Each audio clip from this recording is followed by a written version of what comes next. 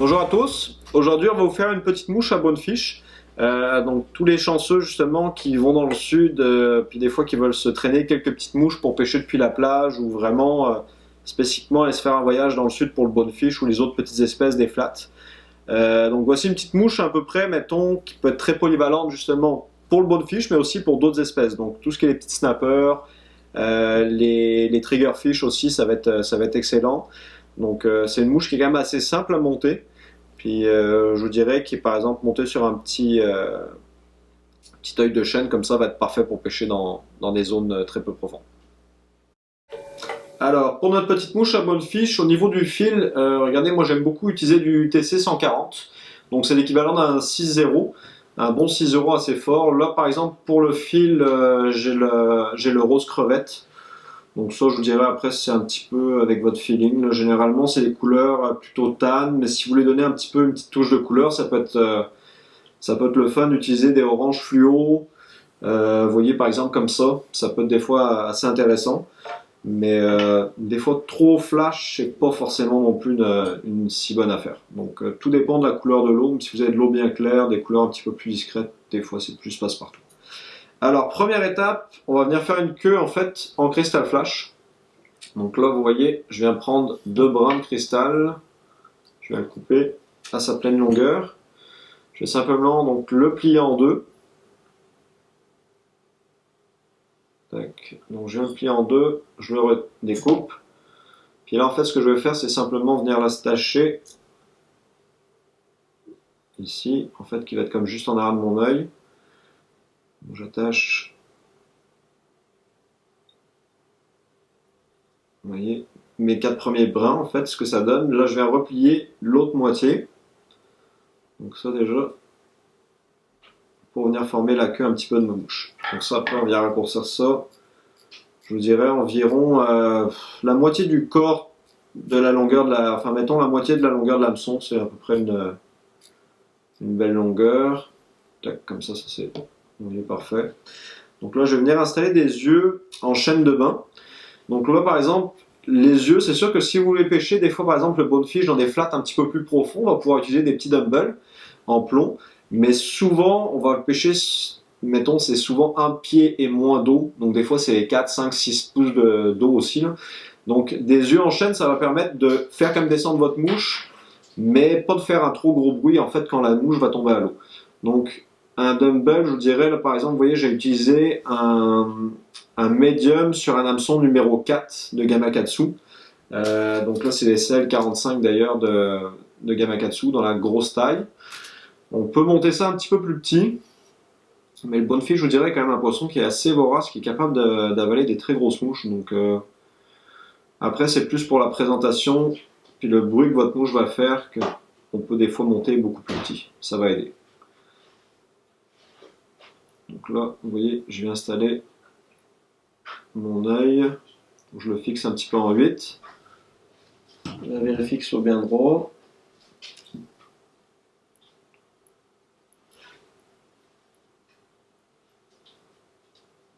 Tac. Donc là, pour le corps, on va faire un petit dubbing loop encore. Donc avec deux dubbings, je vais faire une petite partie en premier en fait avec du orange pour faire ce qu'on appelle en fait en anglais les spawning shrimp. Là. En fait, c'est une crevette qui a les œufs. Donc les œufs souvent sont orange sous le ventre. Donc ça donne une petite touche de couleur. Vous voyez, je vais vraiment pas en mettre beaucoup. Mais là en fait, je vais faire cette partie arrière de mon dubbing loop avec ça, puis venir rajouter un petit peu une couleur beaucoup plus claire pour faire le corps. Je vais en prendre un petit peu plus pour mon corps. Donc, pour le dubbing loop, vous voyez, je viens mettre un petit peu de cire à dubbing là-dessus. Tac. Donc là, je vais venir placer en fait mon orange dans le fond ici, qui va être à l'arrière. Et je vais venir installer donc, mon tan qui va venir en fait finir mon corps ici. Donc, on vient twister tout ça.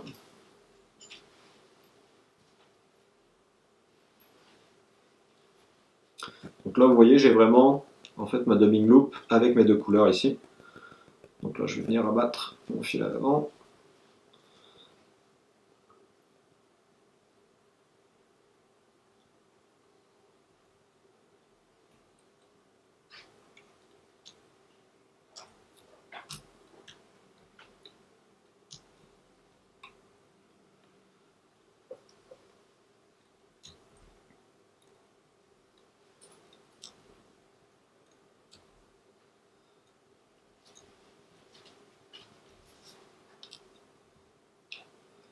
Il va même m'en manquer un petit peu, donc ce qu'on va faire, c'est que je vais me refaire une autre boucle pour venir finir mon corps.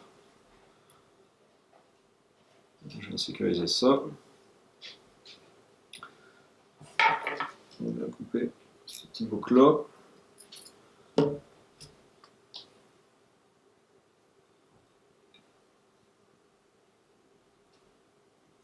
Tac.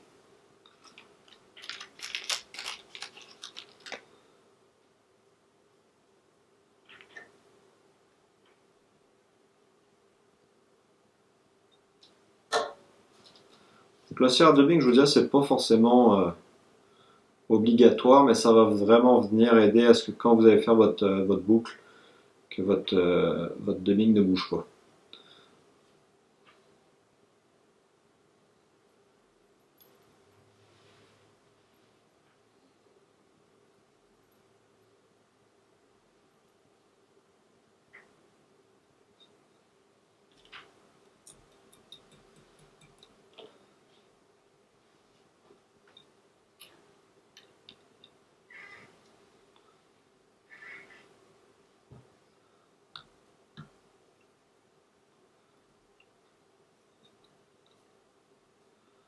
Donc vous voyez, là c'était juste vraiment pour finir mon corps. Tac. On va venir sécuriser tout ça.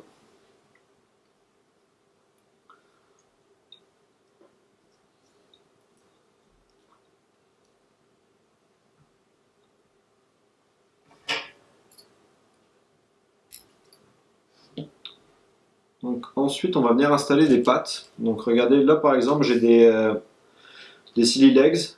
On peut y aller avec des local legs, peu importe. Je vous dirais après, ce qui est des fois important, c'est juste de ne pas avoir des pattes trop grosses. On est mieux qu'elles soient un petit peu trop fines que trop grosses. Ça va rajouter pas mal de mouvement aussi dans l'eau. Donc en fait, vous voyez, je vais simplement venir la passer comme ça sur mon fil. Je viens les placer de manière un peu égale au bout. Donc on va venir l'attacher comme ça. Je vais placer un peu de chaque bord. Voilà. Donc une fois vous voyez qu'on est rendu ici, là ce qu'on va venir faire, c'est se rajouter en fait une petite aile. Donc pour l'aile, donc souvent vous allez retrouver différents matériaux. Là on peut y aller avec du synthétique par exemple comme du Polar Fiber ou du Crafur qui va être l'équivalent. Par exemple pour les Crazy Charlie qui est un autre modèle de mouche mais qui ressemble beaucoup à ce principe-là, on peut utiliser de la queue de veau aussi. Du renard, tout ce qui va être renard arctique aussi pour être des excellents matériaux. Donc tout ce qui est des couleurs un petit peu crème, tan, des marrons très clairs, je vous dirais, sont excellents. Donc vous voyez, en fait, je vais simplement venir couper, par exemple, sur le Polar Fiber, une petite pincée. Donc ça, là-dedans, en fait, vous avez des poils plus courts que d'autres. Donc je vais juste simplement, déjà, vous voyez, tout ce qui est un petit peu bourrure, en fait, comme une sorte de sous-poil, si vous voulez, même si c'est du synthétique, là. Ça, on va pouvoir venir l'éliminer un petit peu. Tac. Puis en fait après, pour le reste de ma pincée, je vais simplement venir égaliser. Donc en fait vous voyez, je tire un petit peu, j'en ai pris un petit peu trop en plus. Vous voyez, j'ai simplement en fait tiré sur les poils les plus longs, je les ai replacés à la bonne longueur pour avoir quelque chose d'un petit peu plus homogène. Donc là, vous voyez, je vais simplement venir, on la place pour que ça dépasse un petit peu l'hameçon, je vous dirais quasiment la même longueur que la queue pour les poils les plus longs. Donc on va venir la passer sur le dessus. On va faire 4-5 tours pour la sécuriser. Là, on va pouvoir venir couper l'excédent.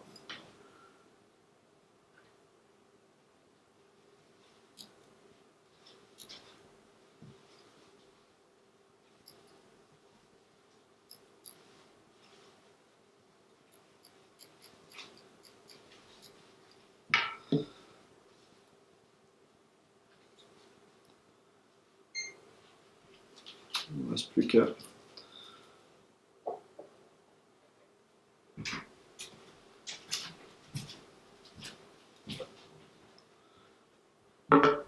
Un dernier petit tour de finisseur de nœud.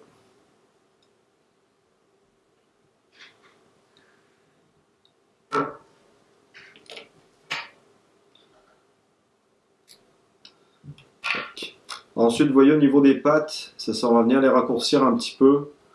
Vous voyez, faire en sorte qu'elles ont à peu près 2 fois la longueur de votre hameçon. Donc vous voyez à peu près cette longueur-là, c'est parfait.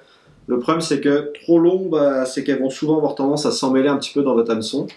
Et trop court, c'est que vous perdez beaucoup de mouvement. Donc des fois, en fonction de la texture des pattes, vous pouvez varier un petit peu cette longueur-là. Mais vous voyez, c'est une mouche qui va imiter en fait vraiment une petite crevette. Donc on dit mouche à bonne fiche, mais en fait tout ce qui en mer va manger des crevettes, soit quasiment n'importe quel poisson carnassier, ça va les intéresser. Donc je vous dirais souvent là c'est une petite mouche qui va être quand même très très populaire pour les petits snappers, les petites carangues, les bonnes fiches bien sûr, éventuellement même le permite. Donc on est capable de bien s'amuser avec tout ça. Donc juste une petite goutte de vernis, puis votre mouche est finie.